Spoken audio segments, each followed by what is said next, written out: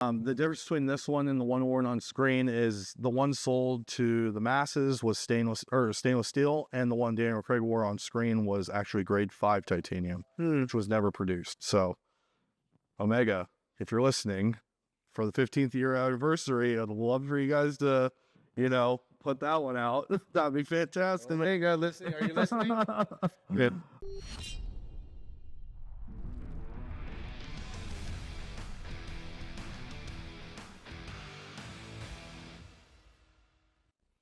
Well, hello there, and welcome to another edition of the Ronin Leadership Podcast. My little puppy's out of sight here, kind of doing her thing.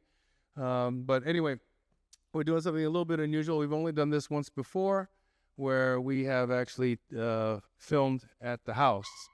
We did it once. Actually, ironically, we did it with, we call them our Omega Ohana, our Omega family at the Omega Boutique in Las Vegas. And I'll introduce our guest in a second because there is a definite tie-in to Omega.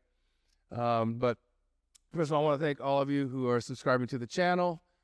Please continue to tell your friends about it, share the videos, and hit the like button. And of course, if you're new to the channel, if you like the content, please subscribe. We've got a new book out, Omega Deception, which there's a tie-in to Omega, and we may talk about that a little bit, but you can find it on MikeHowardAuthor.com. It's also on Amazon.com. But forget the shameless plugs. The most important part, I better stay in the camera range, is well, this is my wife. She just came out. Just hi. Let's go on.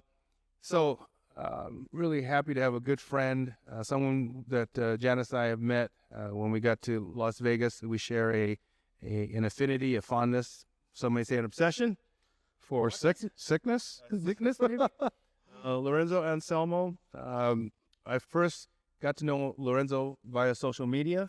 Lorenzo runs Omega Bond Watches. So his podcast, his Instagram site, by the way, with 36.6 thousand and counting. As of today, yeah. Beautiful, right?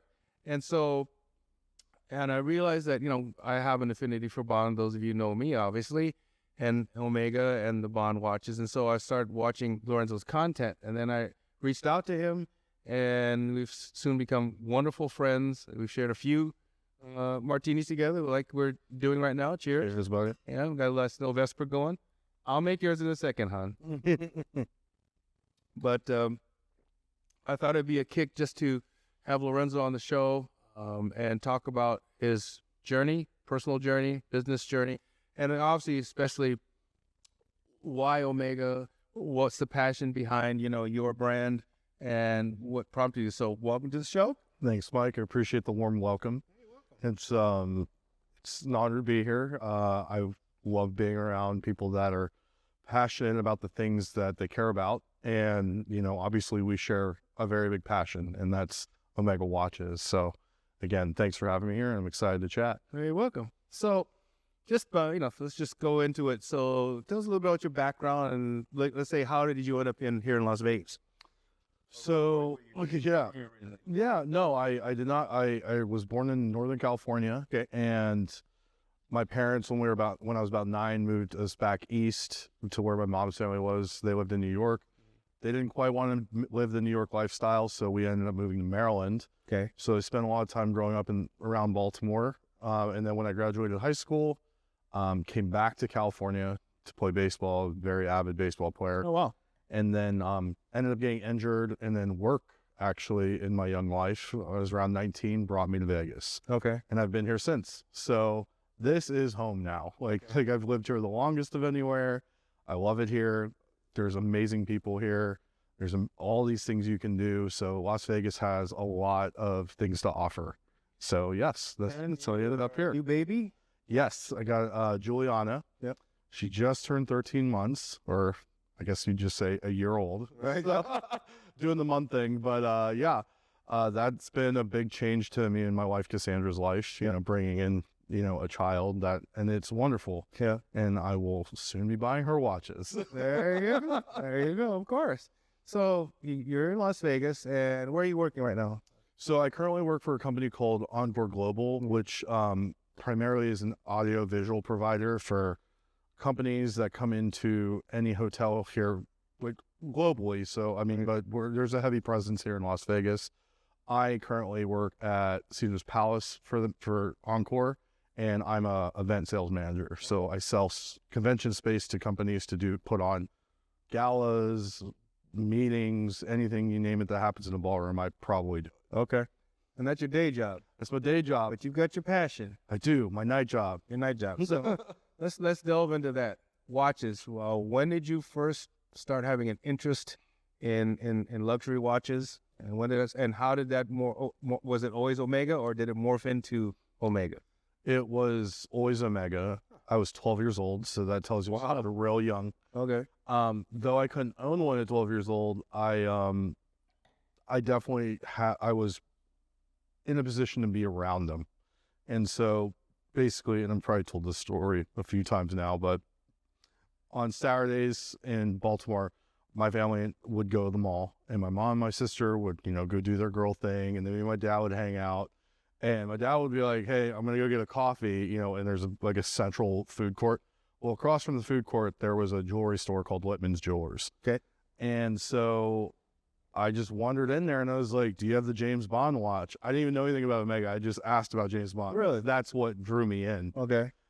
And so there's this lady there, her name's Connie. She doesn't work there anymore. She retired. But Connie would take her time, and I could barely see her over the counter, and she's just like, she would take the time to pull it out, let me hold it, ask these ridiculous questions. Right? It's like, because as a kid, you think like the watch is going to light up like it does in the movie. It's good, so have explosive in it. Yeah. But I remember holding that watch as a 12-year-old and thinking to myself, like, okay, this is an adult thing. Right. And I'm being trusted to hold it and connect with it. So that's where it kind of started, the desire.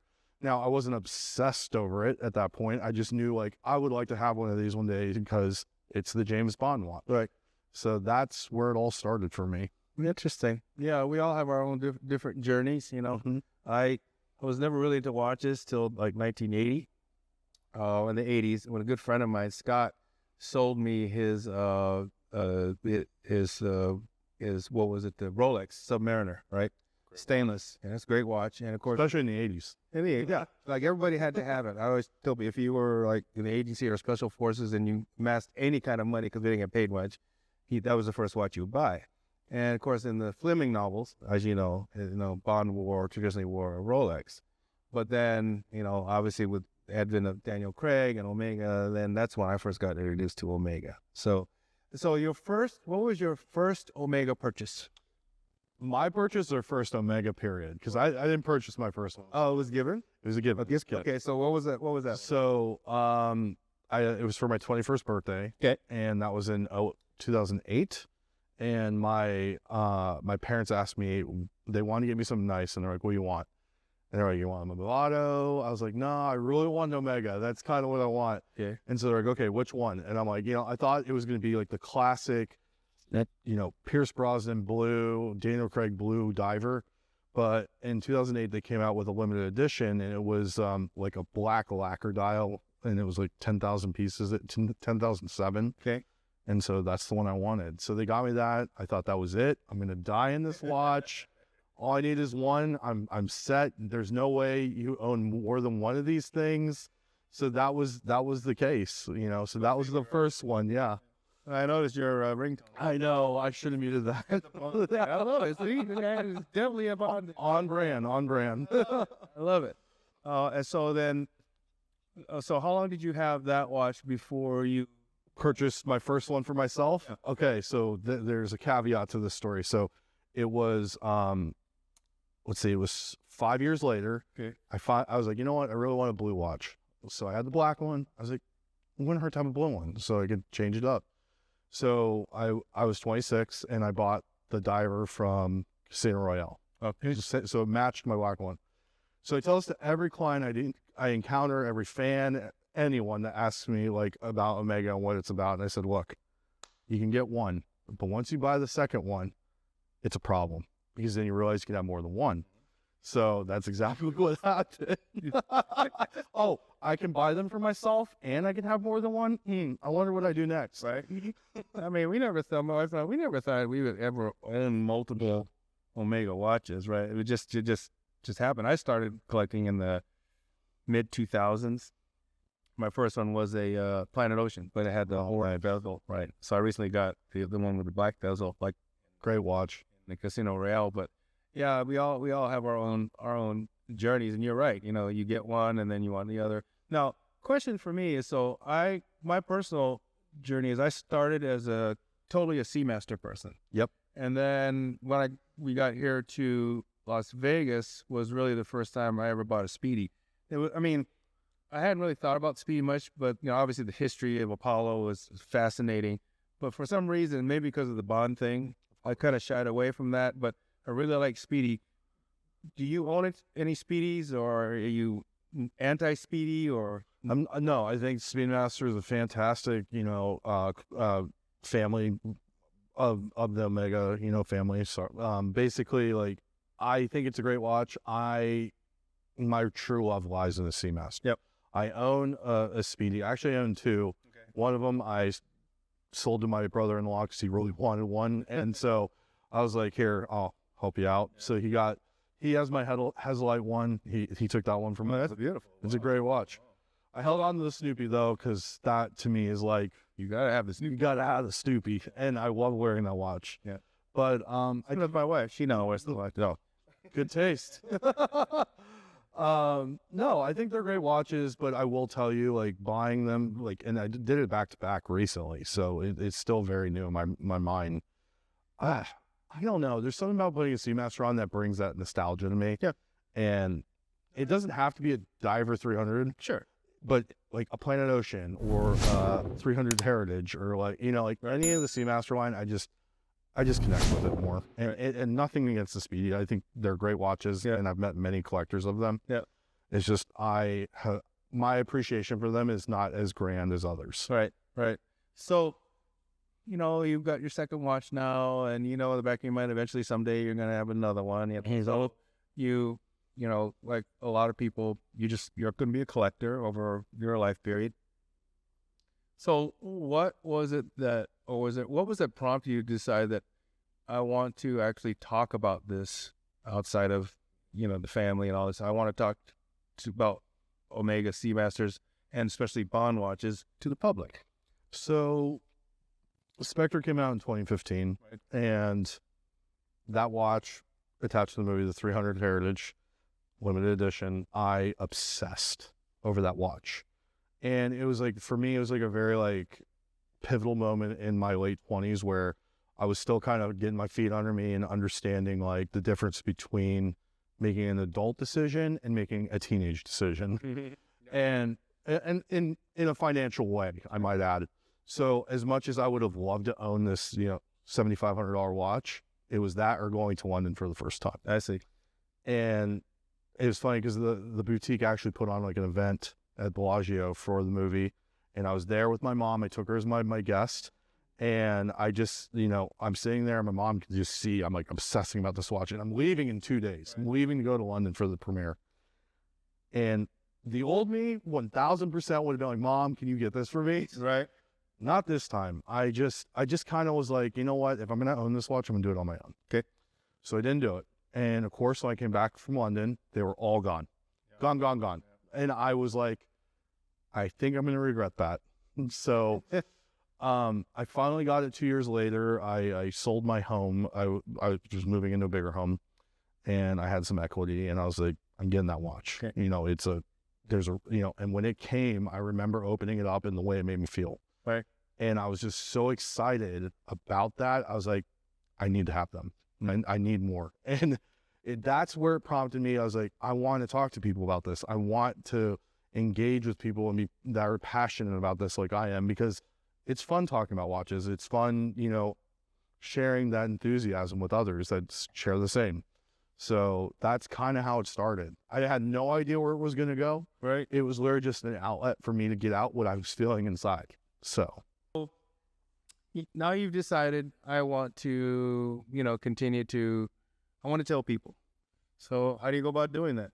And I think a lot of people who are just delving into social media. You know, I learned a lot from you in terms of, you know, how you got into social media, how you started and how you started growing your subscribership, all that good stuff. Yeah, so I officially started my channel in January 30th of 2018. Okay. And it was literally just putting a picture up. I had no idea about like hashtagging and tagging people, like very green. Like this is all new to me. I've had Instagram, but I've never ran like a, you know, a creators kind of channel. Right.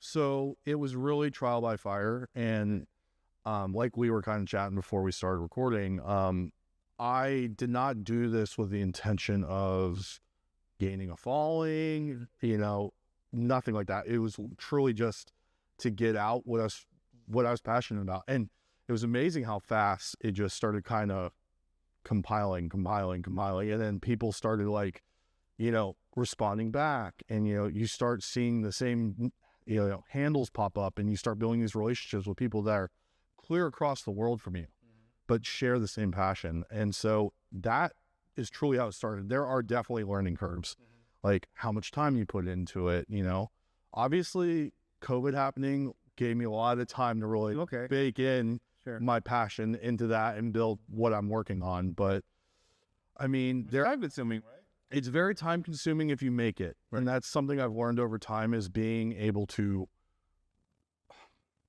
I mean, there's no, in my opinion, there's no wrong or right way to go about it. It's more self-inflicted. Some people are obsessed about the number at the top of their bar. Me, I'm like, that's nice. That's not why I'm here. Right. So one thing I had to learn is no, I don't need to post every day. Okay. I've earned the right to not have to do that.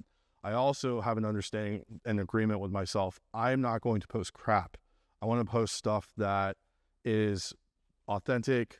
I'm passionate about it. And it's something I would want to show to my best friend or my wife or a new collector or someone that doesn't understand, something that I'd be proud of. And unfortunately, I feel like what a lot of people get stuck on when they first start is they get stuck on the, I need to keep posting. And it's like, if you're not feeling it, take a step back. Nice. And evaluate. And that's something that came in time. That didn't happen right away. Sure. So there were lessons, you know, that I had to kind of like learn through trial and error. And you have to, you know, if people are responding to you, obviously you need to take time to respond back to them, right? You know, which I think is also time consuming, but I think it's obviously necessary.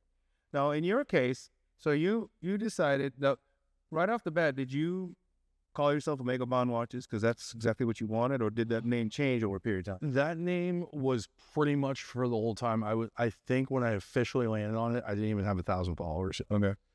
It's listed somewhere in my account, so I can give you the official thing. I think the original first name was Omega Bond 007. Okay. And I think I hit 500 followers, and I changed the name because I was like, it doesn't really sound right. And so it was, and I think I changed it twice, like on the same day, and then it's been the same name since. Right. So yeah, there was a little bit of trial and error of that, but I spend more time on my watch channel than I do my own personal page. Sure.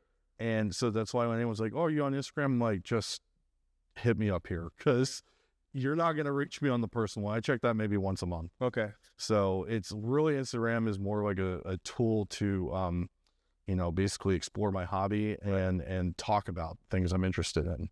Yeah. So, so as you're growing, you know, the subscribership, but you're also, you know, you're having to think about, okay, what's the content I want, right? So Omega Bond Watches obviously, I would say limits you, but it puts you in a special genre, right? And so that leaves out a lot of other different kinds of Omega. So you strictly Bond watches. So, and at the same time, you know, I mean, I'm kind of in the same boat. You know, I still continue to learn, you know, about movements and this and that and the other. And you know, you're way ahead of me when it comes to understanding movements, that kind of stuff. But like, did you find yourself, I mean, was it osmosis or how? Because you can talk about Bond watches and its heritage, but you can also talk about what's inside those movements, you know. And so, how does that come? How do you educate yourself? I have to give credit where credit's due, and I'm very fortunate that through my channel is brought me to some very incredible people. Okay. People that understand things about watches that I don't, and the relationship has been built where I can trust their knowledge to take it on as knowledge of my own. And I'm very lucky that, you know, because I've went out on a limb and shared my passion, these people actually reached out to me. I didn't reach out to them. Okay. So it was very organic. Right. And I'm very appreciative of those things. But like, you know, it's when you're truly in love with something, you retain so much of it when it's talked about. Like, and I think that's kind of what happens with watches is I'll have a conversation with an individual and they'll say like, oh, I'm talking about this in the movement, or I'll be talking about this material and this process and this is how it's made. And you just start sponging up, and then you start seeing a pattern of how things kind of work, you know. And then obviously it's touching product, Right. and understanding and asking questions. And, you know, obviously that's kind of where my knowledge came from. It's not like I like went in and just started like understanding how movement's made. Like I still like, there's still things about movement I don't get. Yeah. But I do get a majority of it. I understand the basic functions of it. I mean, that's what makes watches so amazing, is that they're so complex and it requires a lot of attention to make those things. People don't really understand, you know, Yeah. what actually goes into putting one of these things together, right? It's incredibly difficult. Yeah. So Janice and I had a chance to do a watchmaking thing last summer. That's awesome. And as you could see, I'm starting to do this. You know, wearing these little peepers every so often. And I swear to God, I was cussing up a storm there. I was like the only one cussing up a storm because like I was dropping shit and all over the place. They're like so tiny. She's like ting ting ting ting putting stuff together. And then she's helping me, and other people come and help me. Lane, so Lane is this gal that's the GM at the Omega Boutique in Bellagio, and I think she must have heard me cussing according to Janice, you know, all the way down there. She came up and tried to help me out and stuff like that. So, but point is, it is definitely an art. Yeah. And the people that put this together, you know, obviously kudos to them.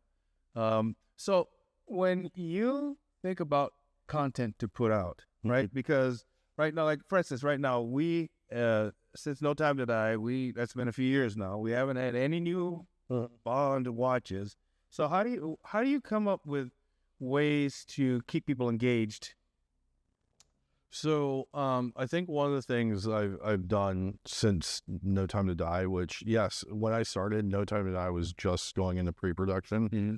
So yeah, I leaned on that heavily, and then the delay, so it carried me. And I did hit a little rut because it turned into like, I was like, wait, all my content is Bond. And as you said, I was very specialized in what I was talking about.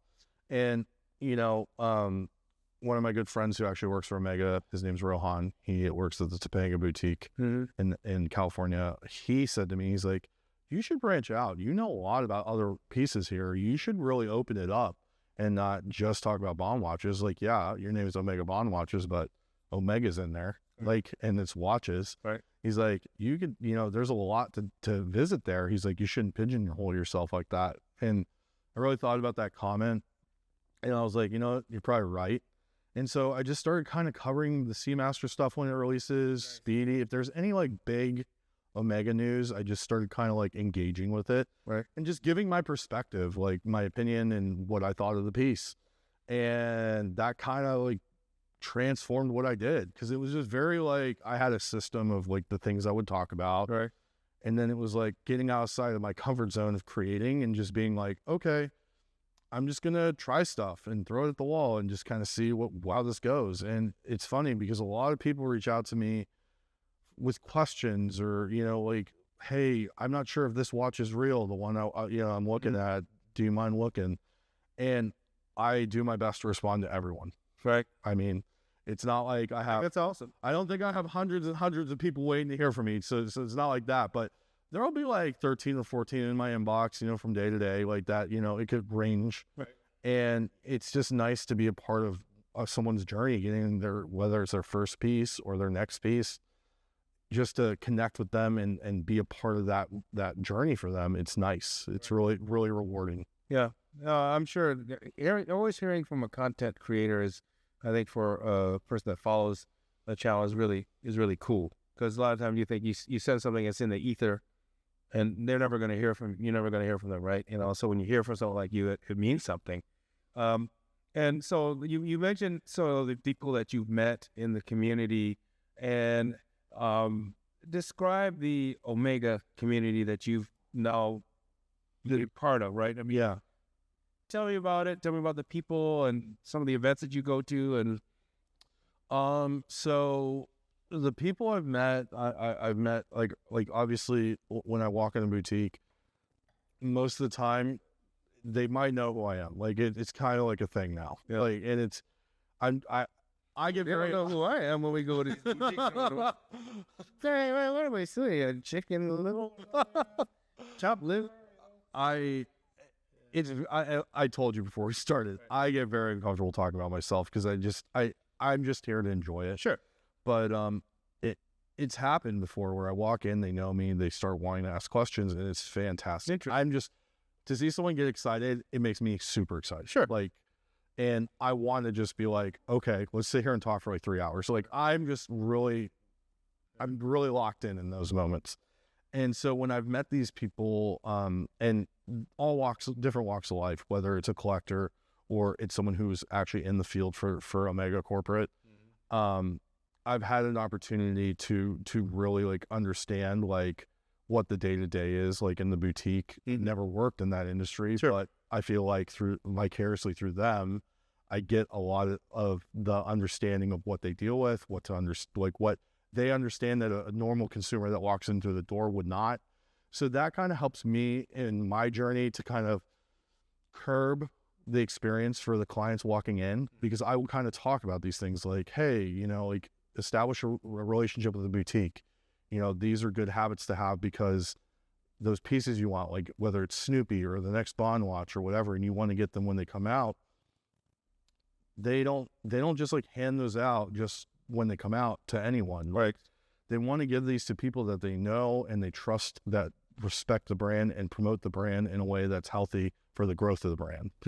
And those are the kinds of things I've learned through being around people that are working for Omega on that side of things. So I do really float between the ether of like client and corporate, Right. and it's a very interesting place to be, but it definitely educates you, and you do have a way of communicating with just the normal client. Like, this is how you go about like getting the pieces you want, because you're creating good habits and you're creating a relationship with the brand. You're fostering that relationship. So I probably just went off on a tangent. So I love it. Do you ever have any, like at times feel like you want to go off the reservation and buy another brand, an Hublot, I get that so much, and even more now because like my Omega body count is stacking up. hope to shout. I do get pressure from some followers. They're like, why don't you just go buy a Rolex? Why don't you go buy this? I have some other brands. Yeah. I don't really dive into them. I have a Hamilton Pulsar because it's a Bond watch. Sure. Great watch. I have a Tag Night Diver, which was worn in Living Daylights. See, this guy knows everything about these things. I love this guy, so I have a couple, nothing major, nothing like a Submariner or like, a Daytona or, I will tell you, I will have a Cartier one day. Sure. But every time I go to buy another brand, this is the problem. I go, what Omega am I not buying right now to buy this? And that's the truth. Right. Like, that's the truth. And I hear you. It's almost like an identity for me. And not that it matters. And this is another little moment I'll kind of impart.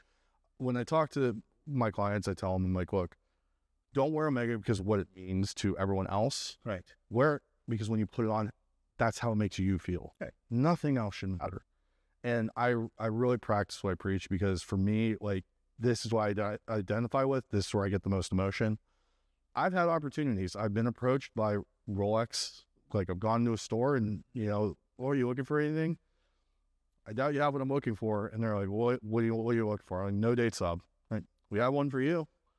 And that right there just like fries me, because I'm like, right? Why because of me, right, can I walk in and just buy one? Because most people can't. No, exactly. Especially in the Rolex boutiques. Exactly. They don't have anything that you can just take home, or you get. Well, they do, but they're just not going to give it to you. Right. You know, and that's so against what I believe in. You know, it's not, I just picture myself as a 12-year-old in those moments and thinking of that experience and how it would just, nah, I'm not about this. Right. So, and then there's the thought of like, oh, I'm going to spend thousands of dollars on this piece and I have no idea how it's going to make me feel. Right. Which is also very terrifying. Remember, we're taping from the house, so the dogs are here, so don't worry about it.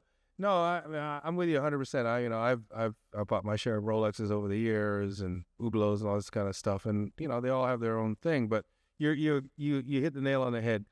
It's how it makes you feel. And Omega, because of whether it's Bond or NASA or just because of the way you're treated in the boutique, right? Absolutely. Means a lot. Yeah, it really does. That when you strap on an Omega, it's like, you're right. It means something. So that's why we're so loyal to it, like you are, to the brand. So the let's get back to just Bond itself, right? Yeah. Because we're Bond aficionados. So we talked about this just before, right? So there's been a major development where Amazon has basically purchased MGM, and so they purchased the rights to the Bond film. So the Barbara Broccoli and who's Michael G. Wilson, right? They no longer have the let's say the control. Yeah, I guess the final say is pretty much up to Bezos and his team, right? Yeah. So, what does that portend, in your opinion, to the future of the Bond franchise? It's funny because it's all over social media. It has been it hasn't even been a week yet, and it's everywhere. Right. And I will tell you, the initial reactions is kind of like seen and read, and just have been in my side of view. Right. It's very there's a lot of fear. There's a lot of negativity. There's a lot of like, this is not going to go well. And I think obviously a lot of people are looking at other huge franchises and them taking this path. And yeah, there is a lot of unknown here. I kind of took the choice of looking at it as this is a new chapter, right? And there's a lot of opportunity here, but you can't say that this is going to be negative if you have no idea. Correct. And my buddy Luke Taggart, who runs a channel on Instagram, Bond's Apartment, he made a great comment on our podcast the other day that there has been zero movement since that movie came out, No Time to Die. Zero. Nothing. Not an actor, not a director, nothing. It's been almost 5 years. Yeah. It's amazing, right? It's been that long. It's crazy. Like you almost like think like, oh, was it that long ago? Yeah. And since they started pre-production, and it's just, as a fan, I'm like, they're going the wrong direction. Like I want to see Bond out there every 2-3 years. Exactly. I want something fresh. I want to wash my palate. The last thing I saw was James Bond blown into a million pieces. Sorry if I just wrecked the movie for you if you haven't seen it. But it's been 5 years. We haven't seen this one. Right? Yeah, but it's just like, that's the last thing we have. Yep. And I'm so ready for something new. Yep. and something to just happen that I'm kind of okay with the unknown. Yeah. Now, once a movie comes out and there's decisions being made and all that, great. We can revisit it. Right. Then you can say the sky is falling. But until then, I'm just kind of operating in the realm of like, well, we got something happening. Mm-hmm. The wheels are starting to move, and I have a feeling they're going to start moving really fast, which I think is great. I think it's great. I don't want a decade of Bond fans to miss out on becoming fans. So I think it's a great thing. Yeah. No, I would tend to agree with you. When I first heard about it, I never had it. Like you, that wasn't a negative reaction. No. But as long as they stay true to the heritage of Bond, I think it would be fine. I have my own kind of ideas on who the new Bond should be, but they need to get on with it because everybody's starting to get a little older, right? Yeah. So the more years that they take to do this, the people that you thought could have been good Bonds They're getting up there, right? Yeah. If you get something like 48 years old, you got longevity like this much, right? Yeah, you're going to get maybe 1, 2 fill if you're pushing it 3, but Yeah. I mean, Greg started when he was in his 30s. late yeah, 30s, right? yep, Yeah. yep, just about. Yep. And so, Omega as a brand, right? So, typically when you look at the sales figures or blah, blah, it's always Rolex #1, Omega #2, right? Pretty much, it's typically Rolex, Cartier, Omega. Yeah. That's how it normally stacks. At least recently, that's what I saw. Yeah. But yeah, it's always Omega and Rolex, in my opinion. They're battling it out. Yep. But I kind of like the fact that they're not officially #1, just because I like the position that they're in. Yeah, They don't have to brag about it. They don't have to prove themselves. The Olympics, Bond, NASA, that's the proof. yeah, Right. yeah. There's a lot of heritage there that I think the casual person doesn't even know. Right. Which it's amazing because when you start talking about Apollo 13 or the Olympics or James Bond and the journey of Bond, it's incredible what this brand has done. Mm-hmm. I mean, JFK wore an Omega, Right. Elvis wore an Omega. It's like there's a lot that isn't really talked about that has been a part of American history and world history at that. So it's just like, for me, I love being connected to a brand, and primarily is how they operate. That's my biggest pillar of my relationship with the brand, is that they're constantly innovating. Yes. They're constantly pushing the envelope. They're constantly wanting to be better at what they do. They don't care what's going on with everyone else. They're going to do their thing, and they're going to stay true to themselves. Yeah. And that's something I absolutely respect and resonate with. Yeah. They're always innovating. They're Absolutely. Do you have, so what are you wearing? What are you wearing today?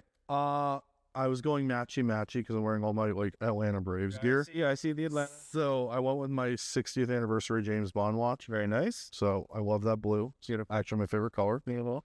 Looks like you're wearing something special too. No time to die. But as I was telling you and before that, it was like 50 minutes before you showed up to the house, and I was wearing another Omega, and I thought, oh crap, this is Mr. Omega Bond watches. I went to the back and just put on. No, I would have loved to see what you had on. I mean, I have that one too, so Yeah. It's a fantastic watch. But I mean, Mike, let me ask you, when that watch came out, Yes. did you feel like it was like, wow, this is like a whole new thing? Yeah, it looked like well. First of all, with the Milanese, the Yeah. bracelet was totally different.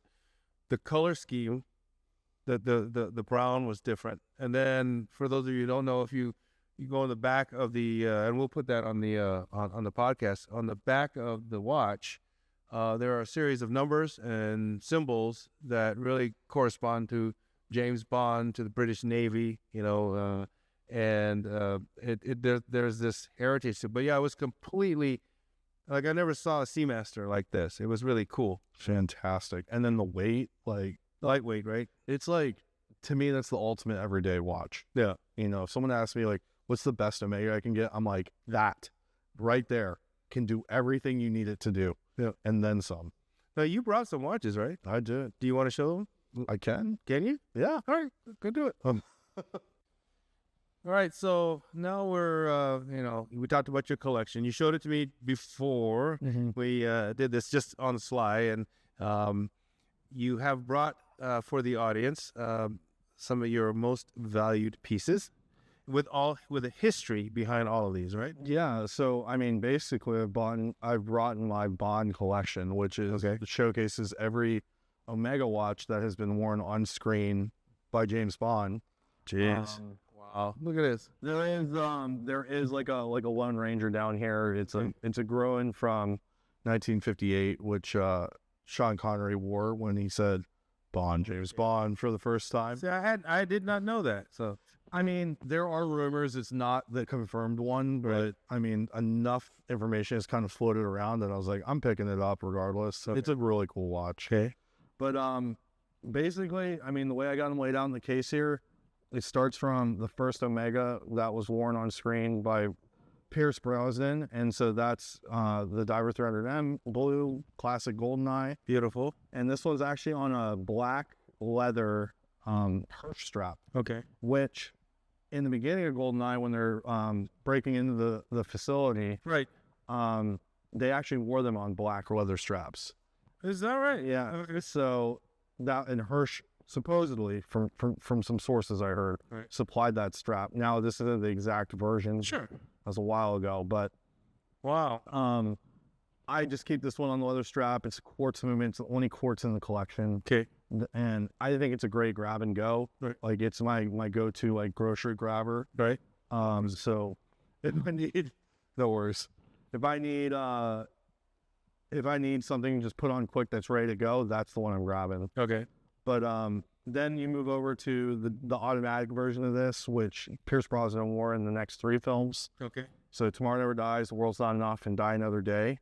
So this is like, to a lot of people, the Bond watch that started it for me. I agree. Which, It looks so good on the wrist. I mean, it's great. You know, when Daniel Craig wore, you know, that watch, you know. yeah. So he got a little updated version of it, which we're moving into his watches now. So you got the Planet Ocean big size, which he wore when he first comes on the screen, through pretty much half of Casino Royale. Right. And then he switches into what would be the modern day version of this original watch. There's just some updates they did to this one for him. Right. There's a coaxial movement in this, applied logo and markers, and everything's just, it's not painted on. There's actually some more luxury to the piece, and so quite different from going from this to this. Only a casual person will only pick up on that, but a watch nerd absolutely would. So next we got the Quantum of Solace watch that Daniel Craig wore, and this was primarily his only piece in the movie, so the only movie where he wore one piece from start to finish. Very similar to the one in Casino Royale, except for this was a 42 on bracelet, which I think is like a very perfect size. Sure. For this model. Right. Next we have the Planet Ocean from Skyfall that he wore at the beginning scene when he's on the chase on the train. On the train, right? The difference between this one and the one worn on screen is the one sold to the masses was stainless steel, and the one Daniel Craig wore on screen was actually grade 5 titanium, which was never produced. So, Omega, if you're listening, for the 15th year anniversary, I'd love for you guys to, put that one out. That'd be fantastic. Hey, God, listen. Are you listening? Good. Then we move into the Aquaterra, which is the first time we see Love the Aquaterra. in a non-bezeled, a stagnant bezel, mid-size, which was kind of a surprise, for him to go into a mid-size. Yes. And, this is primary watch for a majority of the movie. Yeah. It's a beautiful one. It's a fantastic watch. Yep.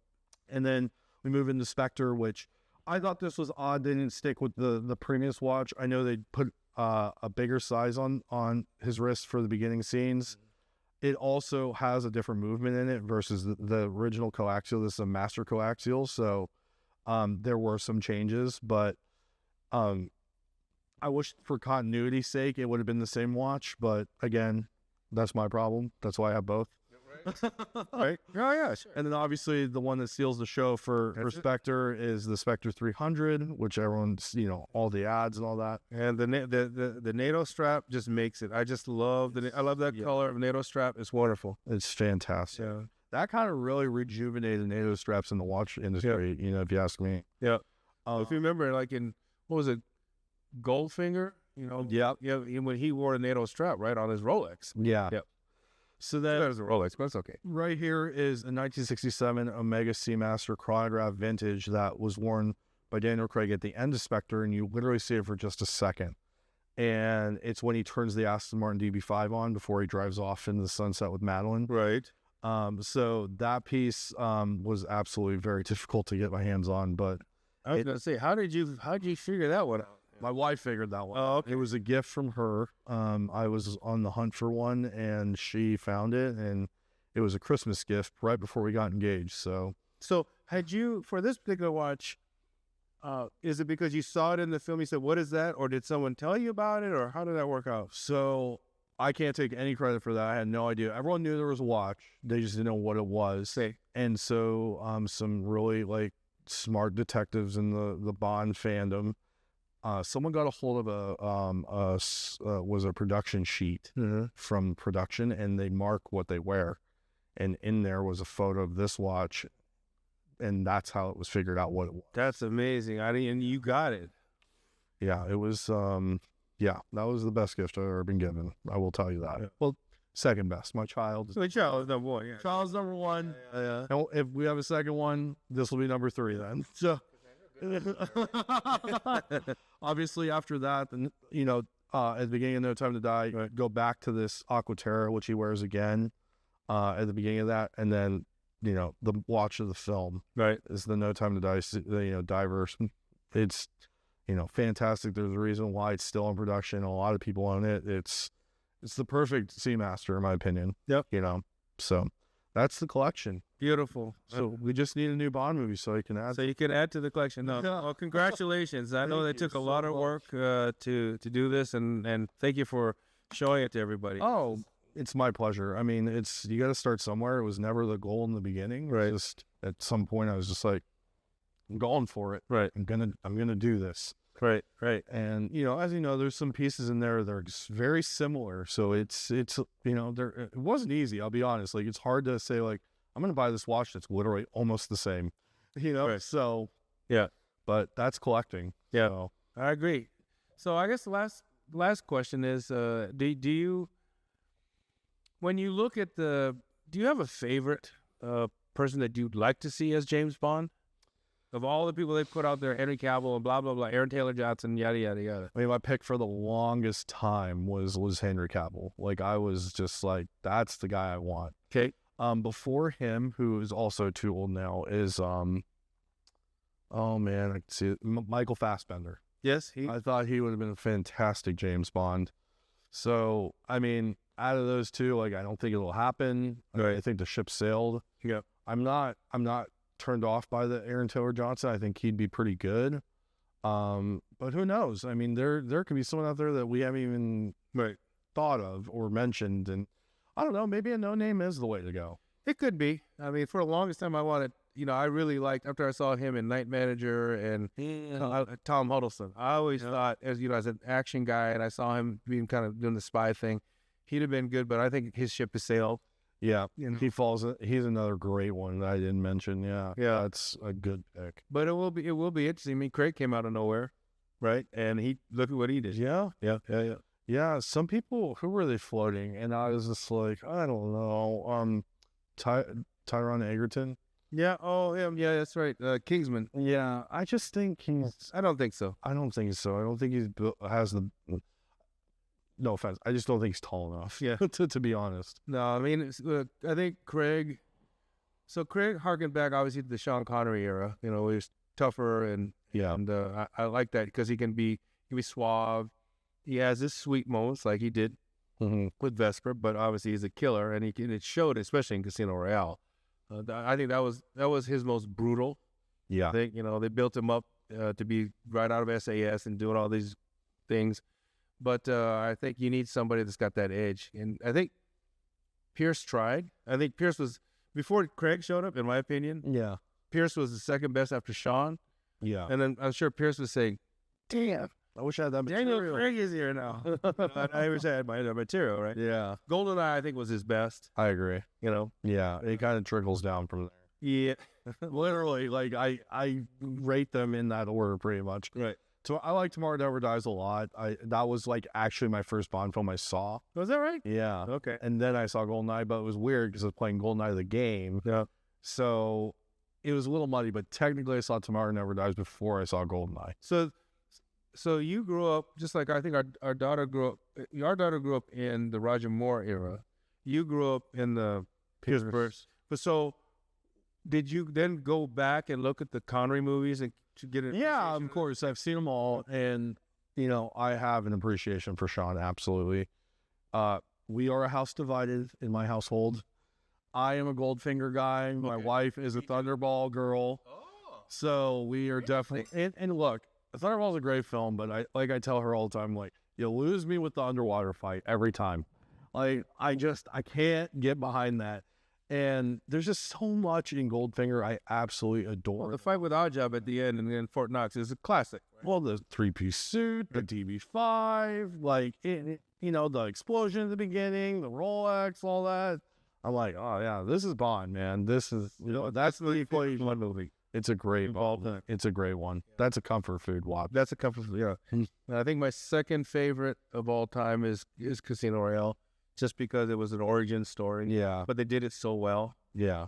I remember the audience cheering at the end because nobody knew how it was going to turn out. Yeah. But at the end, it was like, holy crap, man, this guy is good. Well, there's a lot of negativity, just like we were talking about, So, I'm really hoping people will kind of like look back on how Craig was treated, kind of look at this Amazon situation similar, like just give them a chance to show you what they got. Yeah. First. Exactly.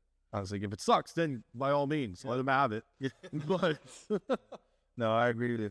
Hey, man, thanks so much for taking the time. Oh, anytime, brother. And this was a pleasure. This was like a deviation from what I normally do, but it's like fun to talk to somebody that understands watches more than I do. I mean, and I follow your channel, and I would say everybody follow Omega Bond Watches.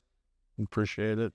No, I'm serious. You're not just a good guy and a watch aficionado. You're a good person and you're a good friend. Appreciate what you've done for the watch community, especially for Omega, and the fact that you care so much about the people that follow you. And I appreciate that. So thank you so much. Thanks, Mike, for having me. And anytime you want me back, I'll come running. All right. Before we go, I do the shameless plug. So make sure you go to MikeHowardAuthor.com and take a look at Omega Deception. So Omega Deception, I have a copy for you. Oh, thank you. We'll send you home with it. Yeah. But it really follows our guy Jack Trench and his quest to retrieve his Omega Speedmaster. And there's a story behind that. And so please check that out. And before we go, my wife has been behind the camera, right, for the longest time. And what's that? Hold on. She also that Jenny liked somebody else. Oh, sorry. Yeah. Jenny actually liked Pierce Brosnan. That's right. I forgot. She's not that old. Or Roger Moore. Sorry, Jenny. You are a Pierce Brosnan fan. Got it. Love you. Yeah. See, my wife keeps me straight.